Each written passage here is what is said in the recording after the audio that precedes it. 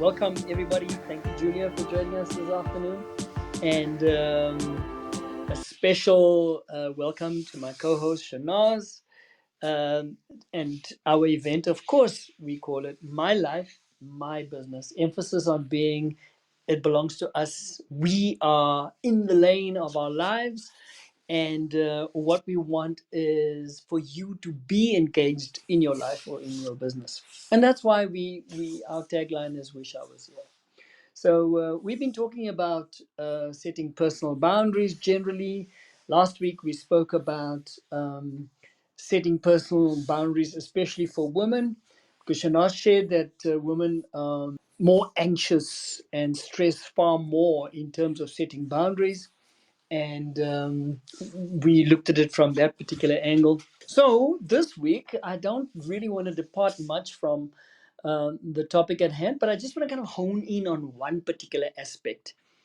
Shanaz's point number 3, and by the way, you can go listen to our the Clubhouse playback as a recording, or you can listen to our edited version on the Mufasa Coaching Practice YouTube channel. Now, Shanaz's point number 3, in terms of what she was sharing, is learning to say no. And this is something that we always talk about, and it's not just within setting personal boundaries. It's also about service delivery. It's also about team dynamics. It's about understanding internally, how to deal with internal client supplier behaviors. And always this particular aspect comes up, the ability to say no. And it's quite an interesting thing. So I today I just want to kind of unpack that a little further and see where it leads us. So the question is, why is it so difficult to say no? I did a bit of digging, and here are some of the aspects being offered up as answers. Is that saying no can be difficult for several psychological and social reasons.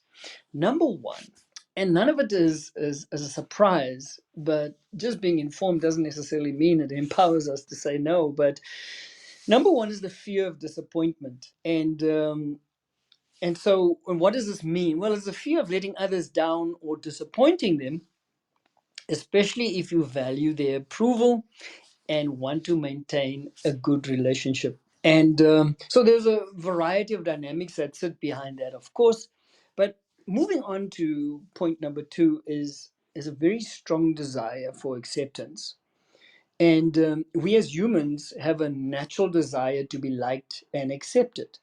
And therefore we might have the perception that saying no can often lead to conflict, or it can feel like a rejection, and it can make someone feel alienated. So guess what? Um, in order for us to be accepted, we don't want to alienate others around us. We don't want others to feel rejected. And generally speaking, I guess it's really just a projection, that we're putting out there. Is basically we don't like it when somebody says no to us, and maybe this is the dynamic that we feel, that we face. Thirdly, um, it's guilt. you know we don't like to say no, or we find it difficult to say no because of guilt feelings. It's like we feel guilty when we say no, and because we don't feel like abandoning or burdening the other person. So it's quite interesting that, it is about the other person. But as I was preparing this, I was like thinking, all right, so when we feel this way, is it really that altruistic that we care so much about the other person? Or is it not just the way we experience somebody saying no to us? Is this not quite what happens here, even when we feel guilty? Is it some sort of a transference that is being manifested here? So I'm going to want to know what Shanaz thinks very quickly. But number 4 is also the pressure to conform. Is that social norms and expectations can make it hard to refuse requests. right? Especially in cultures that emphasize cooperation and community. You know, and that is also a very interesting point. And I think, Southeast Asian cultures, Eastern cultures, have this, you don't lose face, you don't want the other person to lose face, and therefore it's unspoken rules or spoken rules, that manifest themselves. And the favorite of all favorites, number 5, is avoidance of conflict. um, we Some individuals just avoid confrontation or difficult conversations, fearing that saying no will lead to conflict or awkwardness. So obviously don't want to feel uncomfortable. And it's interesting, when we brought up this topic, we said, look, you got to kind of be in tune with yourself, be self-aware. What makes you feel uncomfortable? It's interesting that even though you might feel uncomfortable by imposing this boundary, by saying no, you're rather more concerned about avoiding the conflict, rather avoiding the greater discomfort that the difficult conversation might lead to. So there's a net effect, and therefore, let's not say no, shall we? And then also, overcommitment, literally. And it kind of happens where it's an aspect of being unable to really estimate the time and energy that is going to be required to fulfill somebody's expectations, and therefore you overestimate your capacity to do so, and you agree to doing things even when it's too much. But here the point is that you absolutely believe in that moment that it's possible.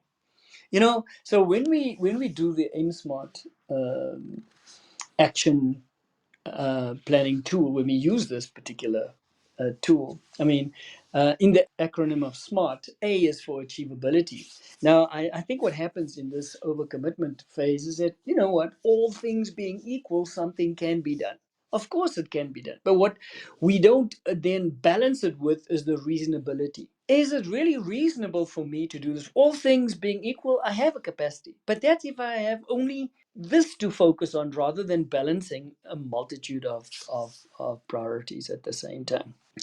And so learning to say no, it fits within the boundary setting topic. And so, it's you need to be comfortable with the short term discomfort for your long term well being. You got to kind of look at, all right, the pain is just current, is short term, and it's short lived.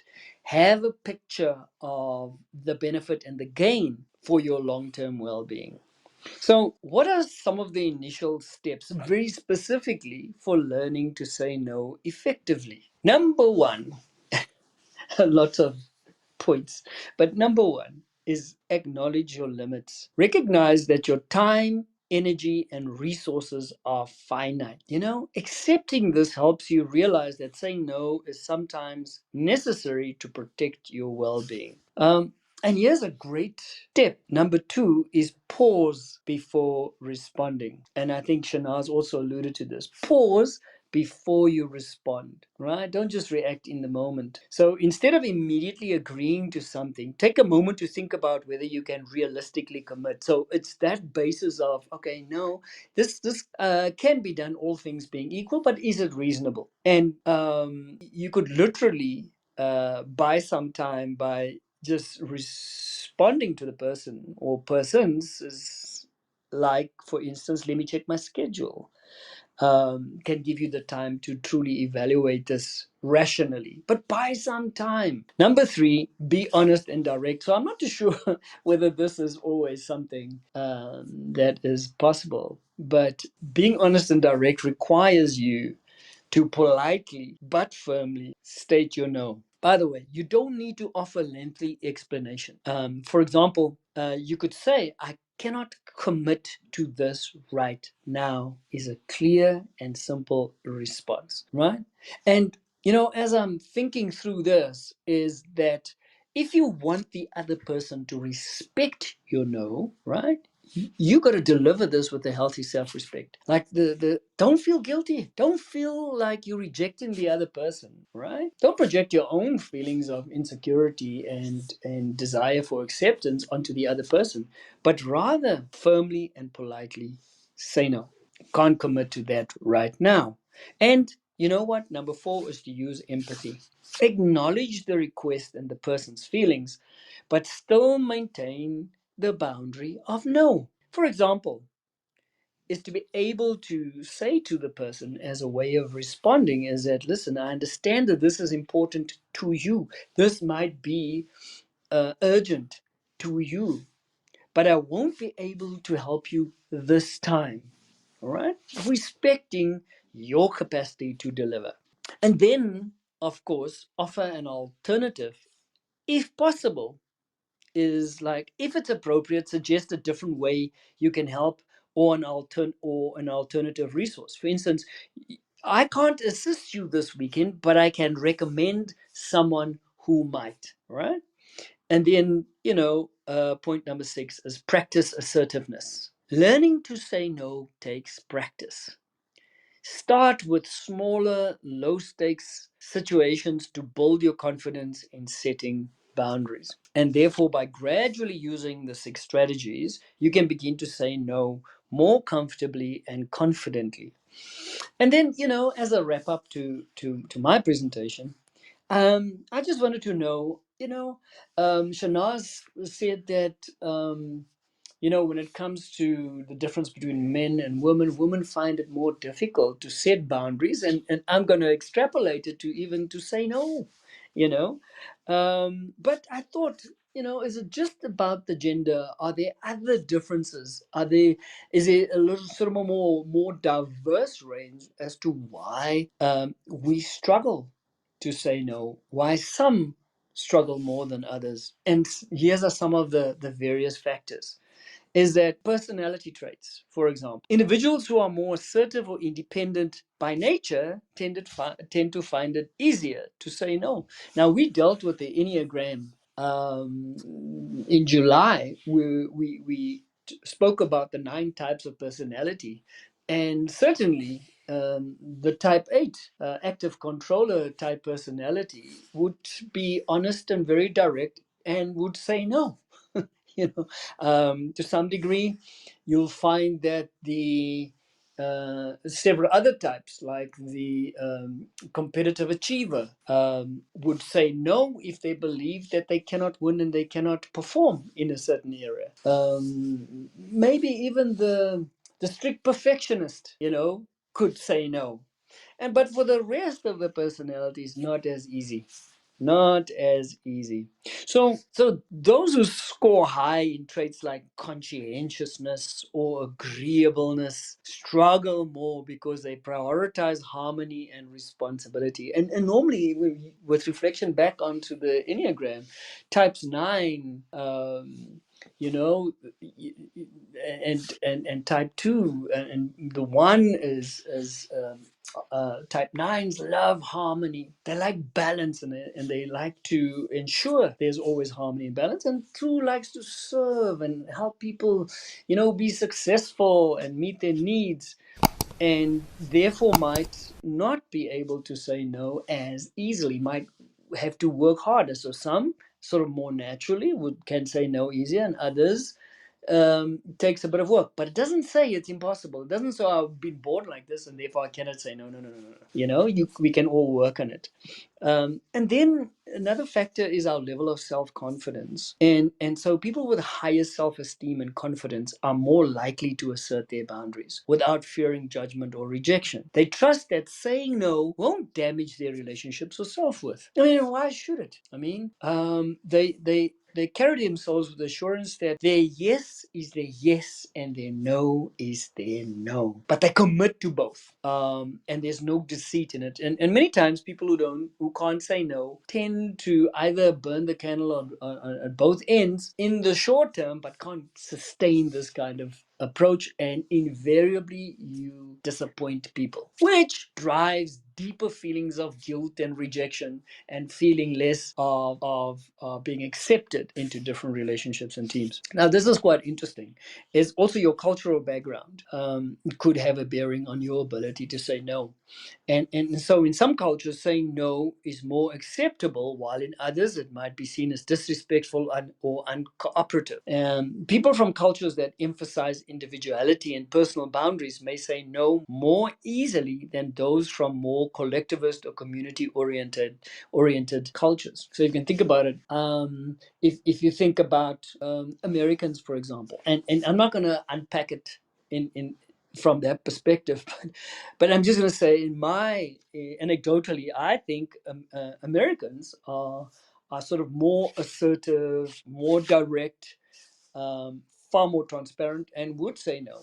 Generally speaking, as a culture, and I would say, when I think about the Japanese culture, for example, would they be able to say no? Because in the Japanese culture, face saving is very, very important. I could be proven wrong. And then in your general upbringing, I mean, how have you been? It's more a case of nurture rather than just nature, as how someone was raised plays a huge role.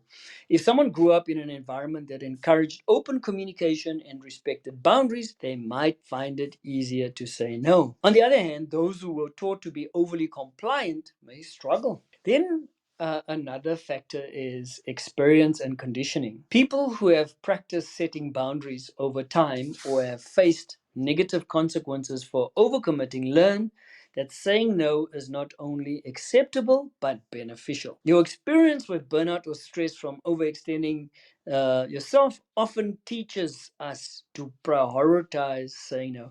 And yeah, I would just say yes, experience and conditioning, sure, but I think experience and conditioning with, I would say, a significant level of self mastery, a significant level of self awareness, consciousness, to understand that I'm comfortable in my own skin. I've learned the benefit of doing something, and I've learned the pain of not doing something, or just flip it on its head, the benefit of not doing something, the benefit of saying no, through experience, and being focused on the types of things that you want to achieve. And this leads also, when I say self mastery, obviously the foundation to self mastery is really emotional intelligence, because with a higher level of emotional intelligence, one is often better at managing your own emotions and understanding the feelings of others. You don't project yourself onto others. You don't live through the filters of limiting beliefs. And so you can say no in a way that is empathetic but still firm, making the process smoother. So, while some people may naturally find it easier, others can develop the skill with practice and self awareness. And we've given you at least six of the steps you can take to start to say no. But like anything, we will encourage you, take baby steps, but the key would be is take them.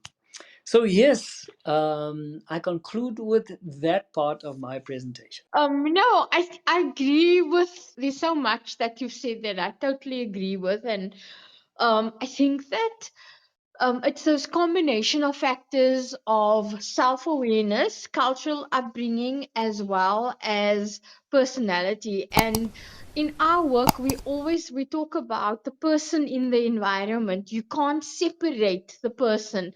So we lean strongly towards all of those things that you said. And I think for me, yeah, it's actually, I'm not so sure about the personality. But I can see how some personality types, if we're using the Enneagram, they may be more comfortable in, and it comes more naturally. My sister is a peacemaker, and we always having a few laughs about that and the circumstances she gets herself into. And now with her practicing to be more assertive, it's interesting. So yes, so I'd agree with fairly with most of what you was what you're actually saying. I think that culture plays a big role, because that can, it depends on again weigh your context, because even if you have that personality, even if your circumstances and you're self-aware, but it depends on what context you are in currently and where that the culture and the context kicks in. Mm. Oh yeah, most definitely, and it's just something that one can observe. You can do this as a piece of dynamic research. Be aware of when you struggle to say no yourself. There are moments, and I think even if you have a particular personality type, there are times when on the inside we feel like saying no, but we kind of talk ourselves out of it, and as you said, the circumstances would dictate that we do it in a different way. But I just come back to that, in the broader context of setting personal boundaries, this is critical to be able to set them. I mean, being able to, practically speaking, is how you schedule your time. And I mean, I may have alluded to that when I was presenting, but just the how you carve out the time that you want to spend on your priorities, and literally going to schedule that time, whether it's personal Yeah. time, work time, and all of those kinds of things. And then when somebody, and in this day and age, especially with virtual work, and especially people working on teams, suddenly they just been scheduled.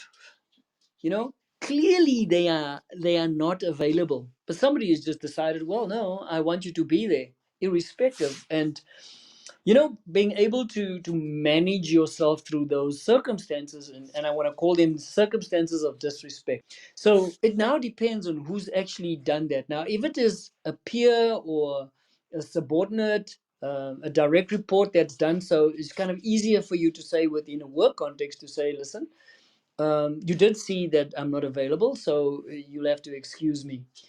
When it is somebody who is in a higher authority figure, who is a higher authority figure, either your boss, and also depends in which context we're talking about. So there's a variety of organizations that will determine different things, whether it's the political environment, or whether it's the like government, for example, or whether it's just plainly corporate, and then you have everything in between in the continuum. Is that if somebody looks at, okay, I want to meet with you and I book you, and you can clearly see the person is not available, what do you do? Can you say no? Now, what is interesting in just my work is that somebody says, well, you know what, I can say no to peers, I can say no to direct reports and so on, but I cannot say no to my boss, because it's all about pleasing the boss, kind of a thing. And it's like a unspoken culture. It's going to be career limiting if I say no.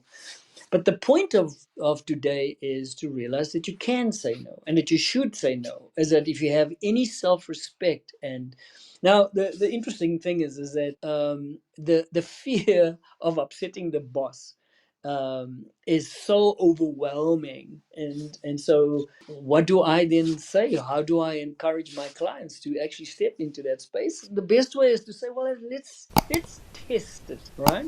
Let's see that if you can learn to respect your own time, maybe, just maybe, somebody else will learn to respect your time, and test it. Now, we're using scheduling your time and availability in that way as just an example, but you start from there. How do you stand up for something that you've planned to do? Because the point of the matter is you schedule that time because somebody else is waiting for the output. So it's like you've promised. So here's a question of integrity. You've promised delivery to somebody. Somebody with more power and authority now sets a higher priority. So you're going to have to disappoint the other in order for you to satisfy another. So you've got to learn how to look yourself in the eye, or that form of self-respect, meaning I respect my time, I accept myself, I love myself. It has to start with all of these things in order for you to get that back in return. So, there's a little framework that I kind of just use for our discussion purposes, Shanaz. It's called the pain gain framework. And literally, And I just want to leave it at this point and hear what your thoughts are. But if you use the pain gain framework of moving ahead, if you're really struggling in this area, is the first question that you ask yourself. So when we examine the current pain, what does this mean? What is the pain of continuing this particular area of not being able to say no? How aware are you of the implications, the consequences of not saying no? Are you happy with it? All right. If not, describe the pain, unpack the pain. Then you move into this way of thinking where the future gain is what are the benefits for the desired change, right? And really articulate why that is important to you. Don't just sit there in sort of in your withdrawn state, sitting there with either victim mentality or you so resentful, but you can't be honest and direct. Is rather think about it and say, if I am able to say no, what would that feel like? What would that mean to me? If we're able to really articulate that, have a strong picture of what that alternative looks like, build it up and say, but yeah.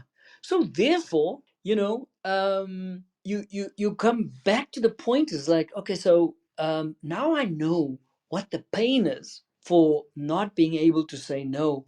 But I just want to, before I move ahead, what are the benefits for not saying no? And here's the key that I really want the listeners to practice. If you state the benefits for saying, I'll be very surprised. There may be benefits, but you've got to kind of assess those benefits against the future benefits that you will enjoy if, in the fourthly, in the pain gain model, if you are willing to pay the price in order to make the change, right? So, if you're willing to pay the price, what am I talking about? So, what are the costs of saying no? And are they real? All right. So, you believe them, it's in your perception, but how real are they? Is it truly going to happen in the way you think?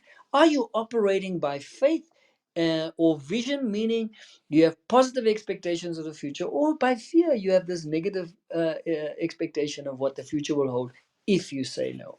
But just as a sort of a broad framework to start moving in this direction. Yeah, I'm going to leave it at that point. Shanaz, any last words from you? Yeah, just to say that I think that you will find that if you're struggling in one area, to say no, you'll find a pattern of struggling in other areas in terms of boundaries. I also want to say that sometimes people's experiences and their past, their childhood, and any traumatic experiences there relating to boundaries would have affected some people that they struggle to be that aware and make those decisions, and that sometimes needs first to be addressed, because what can happen is if we are insisting that people say no, the fact that they cannot say no actually will be like, how can I call it, we shooting ourselves as coaches, as working with people, then we actually in a sense judging them. Someone feels judged when they are not there where we think they should be. So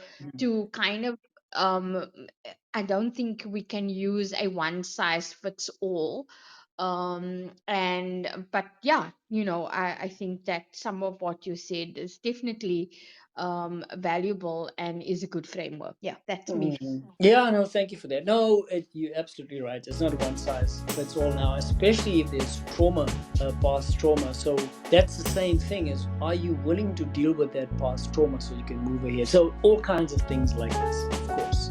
Um, and to examine it as innocuous as the two-letter word would stipulate is, if you are able to say no, it places huge value on your ability to say yes. So Thank you everyone for listening. Thank you, Shanaz. Thank you, Julia. So until next week, have a wonderful week in between. Thank you. Bye. Bye.